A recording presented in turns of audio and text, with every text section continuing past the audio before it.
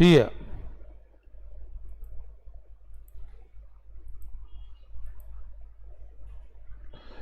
discuss various types of fiscal policies. Next question. Now see, there are two types of fiscal policy. वो same का same answer है. Expansionary fiscal policy and contractionary physical policy. दो type के policy होते हैं. Expansionary fiscal policy कभी करने का जब रिसेशन हो. वो वही बात लिखी है पूरे बुक में. जब रिसेशन होगा तो you have to go for expansionary fiscal policy. मतलब कि तुम लोग खर्चा ज्यादा करो, टैक्सेशन कम करो, so that the demand goes up, investment goes up. Tax कम करेंगे तो लोगों को पैसा ज्यादा होगा, डिमांड ज्यादा होगा. गवर्नमेंट खुद भी खर्चा करेगी तो डिमांड ज्यादा होगा. And when tax is low, private investment will also boost up. नया नया इन्वेस्टमेंट, नया नया प्रोजेक्ट चालू करेंगे. तो वो होता है expansionary fiscal policy. And usually it is a deficit physical policy, deficit budget. समझा ये? सी है.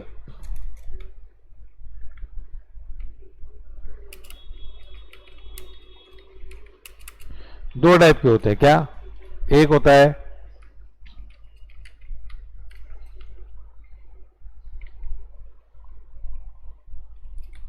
और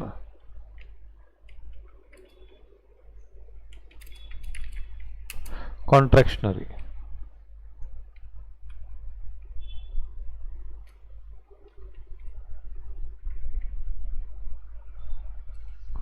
सी. अब ये क्या होता है कि एक्सपांशनरी में क्या होता है? मोर public expenditure, less taxes, deficit budget. तो क्या वैसे demand will boost up, investments will rise,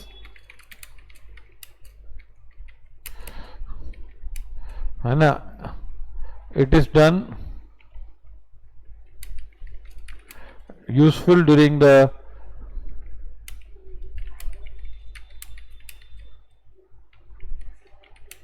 period of recession. समझा? ये रिसेशन के समय करते हैं लोग.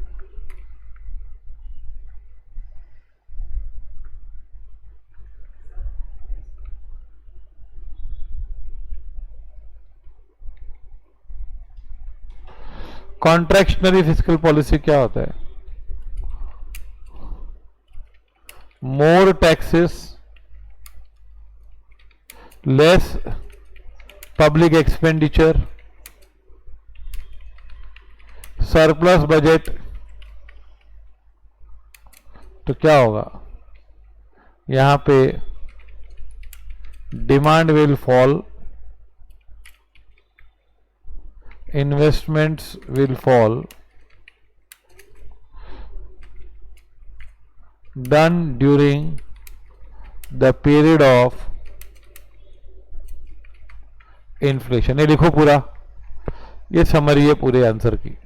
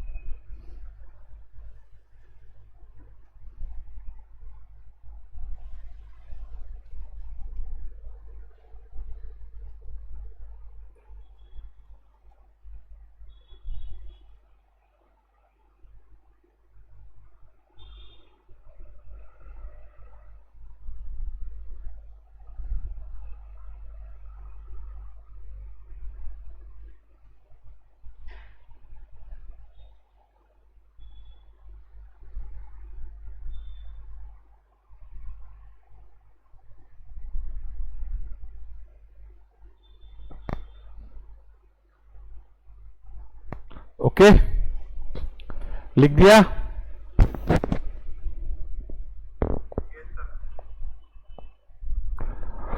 Now physical policy measures are used to correct different problems created by business cycle instability. ये फिजिकल पॉलिसी यूज करते हैं to remove the problems created by business cycles. According to classical economist, fiscal policy may be unnecessary because market mechanism eventually cures instability without government intervention. Classical economics हमेशा की तरह बोलते थे कि सरकार interfere नहीं करे तो ही अच्छा है, everything will be solved by market mechanism, market अपने आप करेक्ट कर लेगा. Classical economics argue that market forces are dynamic and helps the economy to keep the economy always at or near natural level. However, the Great Depression period indicated that markets fail and government has to intervene by adopting a suitable fiscal policy. See, there are trade cycles and that trade cycles create a problem. During depression they create a problem of unemployment, and during expansion they create a problem of inflation and inequalities of income. But classical economy बोलते हैं कि सरकार को आने की क्या जरूरत है, हम आपस में मार्केट सॉल्व कर लेगी. But the Great Depression in the 20s, late 20s saw that government has to interfere. ये अपने आप करेक्ट होने वाला मैटर नहीं है, सरकार को इंटरफियर करना ही पड़ेगा. At the outset, we may state that basically there are two types of fiscal policy. One is expansionary and दूसरा is contractionary. Expansionary fiscal policy is useful to fight recession, whereas during the period of boom, it is advisable to practice contractionary fiscal policy. तो कौन सी policy expansionary use होती है? जब आपका recession चल रहा हो, और अगर तुम लोग का एक्सपांशन चल रहा है बहुत, तो फिर कॉन्ट्रैक्शनरी पॉलिसी में जाने का. A recession is a period during which there is overall economic decline, overall economic activity declines, और in other words economic contracts. A recession period is characterised by declining real income, rising unemployment, fall in aggregate demand due to fall in income, lower production of goods and services. ये सब rising unemployment है, unemployment बढ़ रहा है, aggregate demand कम हो रहा है, employment कम हो रही है. To combat such a slump in the economic activity, the government can resort to expansionary fiscal policy. ऐसे समय में हमको यूज करना है expansionary policy. Expansionary policy is a policy to close recessionary gap. ये शॉर्ट नोट हो सकता है. What is recessionary gap? A recessionary gap exist if existing level of aggregate production is less than what would be produced with full employment. तो ये ध्यान रखो, ये underline करो.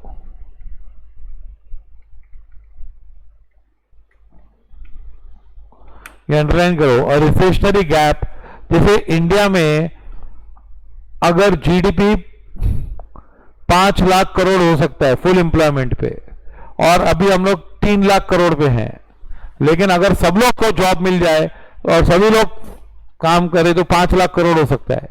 तो that is GDP at full employment level. But actually we are at 3 lakh crore. तो 2 लाख करोड़ क्या है? गैप है ना, वो रिसेशनरी गैप है. जैसे हम लोग का पोटेंशियल है 6 घंटा पढ़ने का, लेकिन हम पढ़ रहे हैं 2 घंटा, 2 आवर्स, तो 4 आवर्स क्या है? गैप है ना वो. वैसे इकोनॉमी का भी गैप होता है. अरे तुम्हारी कैपेसिटी 5 लाख करोड़ की है, लेकिन कर रहे हो सिर्फ 3 लाख करोड़, तो that is called what?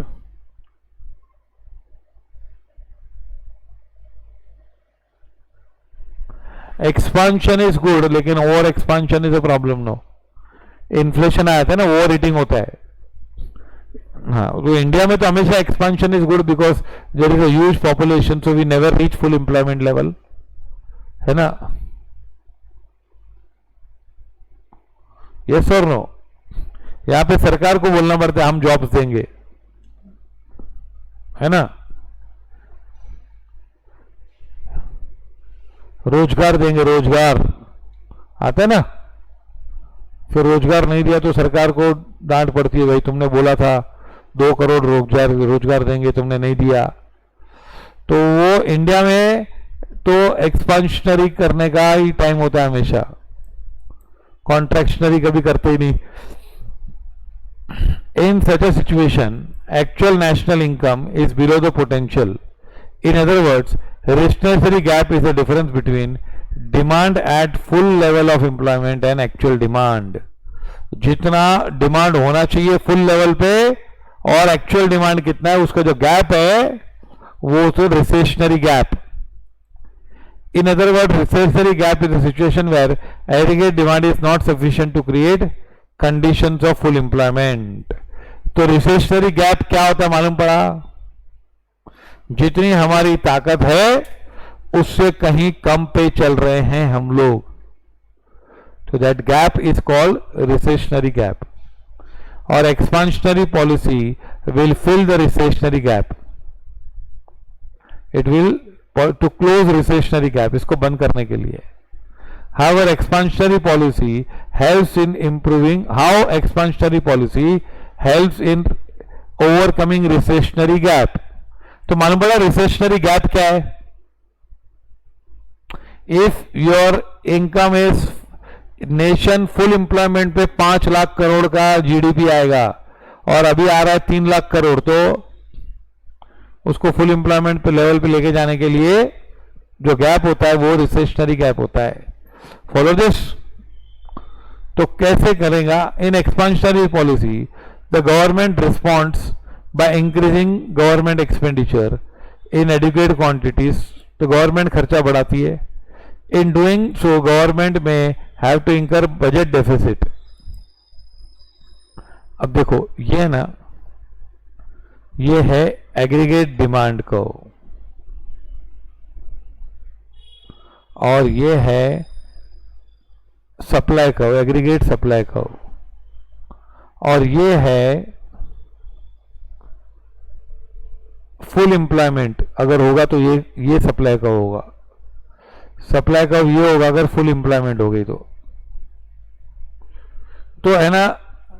Demand और सप्लाई कहां मिलते हैं? पॉइंट ए पे। कहां मिलते हैं?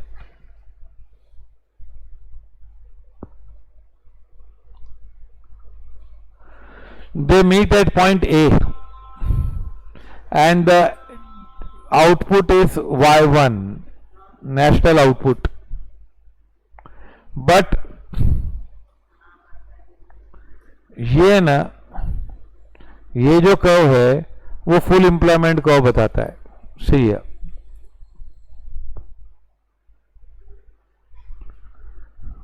In doing so the government, this is explained here. In the above diagram, level of output is shown on x-axis and price level is shown on y-axis. ये price level है। ADI is the aggregate demand curve and SAS1 is the aggregate supply curve. ADI and AD1 and SAS1 meet at point A. At point of equilibrium output is Y1. Y1 is output. However, if full employment is achieved, output will be Y2. The gap between Y1 and Y2 is recessionary gap. मतलब full employment पे Y2 होना चाहिए। Follow this. full employment में कितना होना चाहिए? Y2, लेकिन हो रहा है Y1 पे काम चला रहा है। तो जो गैप है इसको बोलते हैं recessionary gap. Classical economists believed that there is no need for government intervention when economy is operating at less than. Government को आने की जरूरत नहीं है, बोलते हैं कुछ चिंता मत करो। ये क्यों बोल रहे हैं मालूम? ऐसा ये लोग बोल रहे हैं कि देखो अगर ये गैप है तो ये फुल एम्प्लॉयमेंट नहीं होगा, there won't be a full employment, और फुल एम्प्लॉयमेंट नहीं होगा तो वेजेस कम हो जाएंगे, वेजेस विल रिड्यूस ना, लोगों को जॉब नहीं तो कम पैसे में लोग काम करेंगे, तो प्रोड्यूसर्स लोग को सस्ता लेबर मिलेगा, तो सप्लाई विल इंक्रीज, सप्लाई का इधर पहुंच जाएगा, सॉरी SAS2 हो जाएगा, क्या हो जाएगा SAS2 मिला ये, और SAS2 will meet the demand curve at point this and full employment achieve हो जाएगा. Follow this?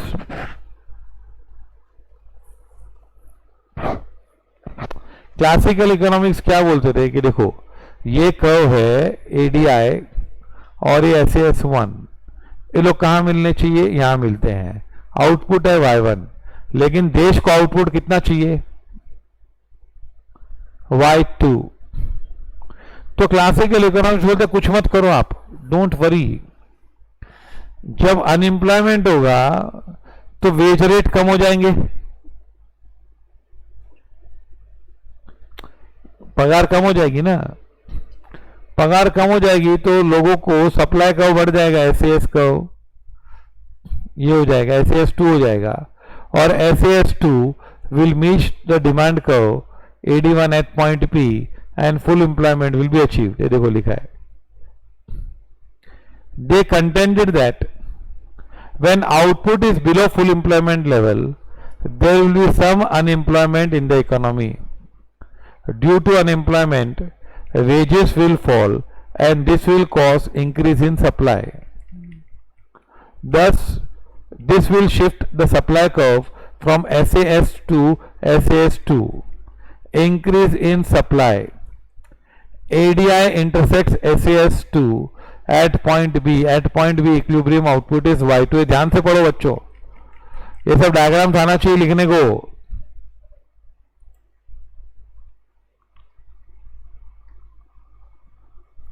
However, according to Keynes, wages are not flexible as what classical economists believed. Wages are not likely to adjust rapidly to accommodate unemployment. Unemployment होगा लेकिन लोग कम wages पे काम नहीं करेंगे. Keynes तो वेजेस कम नहीं होगा, तो वो केन्स ने बोला ये नहीं होने वाला है, सप्लाई का ऐसे हो जाएगा, वो नहीं होगा. केन्स ने बोला सरकार को स्पेंड करना चाहिए. क्या करना चाहिए? स्पेंड करना चाहिए.